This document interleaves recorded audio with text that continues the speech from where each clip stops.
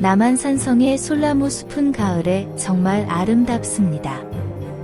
이곳은 높은 지대에 위치해 있어 공기가 맑고 특히 가을철에는 하늘이 맑고 푸른색을 띠며 매우 청명해 보입니다.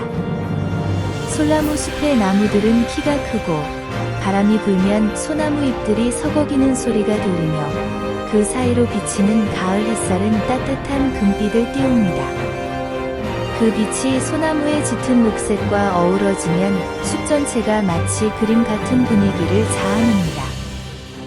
하늘은 가을 특유의 높은 구름이 얇게 깔려 있으며 맑은 날씨 덕에 구름이 뭉게뭉게 피어오르는 듯한 모습이 선명하게 보입니다.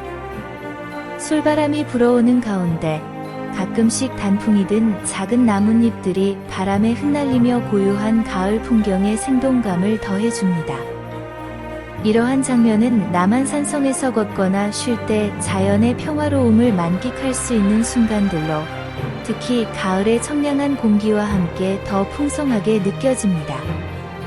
남한산성은 서울 남쪽에 위치한 산성으로 조선시대의 중요한 방어시설이자 역사적 유산입니다. 남한산성은 그 아름다움뿐 아니라 굵직한 역사의 현장이기도 하며 한국의 자연과 건축의 조화를 잘 보여주는 곳입니다. 남한산성의 역사와 그 속에 담긴 이야기를 좀 더 자세히 살펴보겠습니다. 남한산성의 기원은 백제 시대로 거슬러 올라갑니다. 원래 백제의 방어 거점으로 사용되었으나 지금의 남한산성은 주로 조선 시대에 이뤄진 대규모 보수 공사를 통해 완성되었습니다.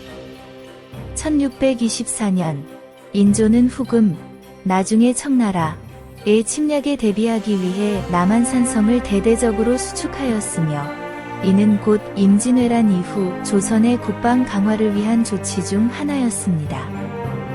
남한산성은 특히 병자호란 1636년의 역사적 현장으로 잘 알려져 있습니다. 병자호란 당시 인조는 남한산성으로 피신하여 청나라 군대와 대치했지만 결국 47일 만에 항복하게 됩니다. 이 사건은 한국사에서 매우 중요한 사건으로 이후 청나라에 대한 사대 정책을 강화하게 된 계기 중 하나였습니다. 남한산성의 방어 구조는 당시 기술력과 자연 지형을 활용한 뛰어난 전략적 설계가 돋보입니다. 성곽은 약 12km 길이로 산의 능선을 따라 굽이치며 자연 방어를 극대화했습니다. 성곽 안에는 동서남북 사방에 4개의 큰 문이 있고 여러 작은 문과 앞문, 비상 출입구도 배치되어 있습니다. 또한 남한산성에는 5개의 봉수대가 있어 멀리 떨어진 지역과 신속하게 소통할 수 있었습니다. 성 안에는 군사적인 요소 외에도 여러 사찰, 누각, 그리고 행궁, 행제소 등이 있습니다.